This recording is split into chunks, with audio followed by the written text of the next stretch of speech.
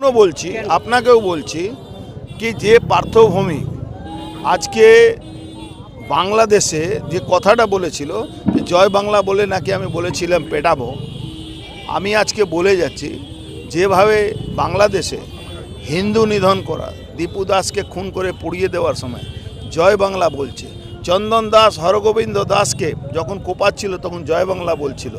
এই জয় বাংলা বলে কোনো সনাতনী হিন্দু কাছে যখনই বলতে যাবে, পোড়াতে যাবে, মারতে যাবে, তখন এই জয় বাংলা যারা রোহিঙ্গা মুসলমানরা বলবে তাদেরকে থাপড়াবার দায়িত্ব আমাদের আছে।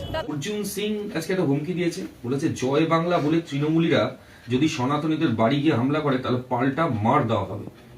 যেমন এই মার ধর এগুলোই মানে অর্জুনবাবু বিশেষজ্ঞ, ফলে যিনি যেটা বিশেষজ্ঞ তিনি সবসময় সেটা আপনি সেই ধরনের একটু কথাবার্তা বেরিয়ে যাবে। তো সনাতনী কারা, কে সনাতনী? অর্জুনবাবু সনাতনী? সনাতনী মানে শান্তিপ্রিয়, অহিংস সনাতনী অর্জুন সিং। আচ্ছা, তো সনাতনী যারা, সনাতনী মানেই বিজেপি ভাবার কোনো কারণ নেই, আর হিন্দু মানেই বিজেপি এটা ভাবার কোনো কারণ নেই।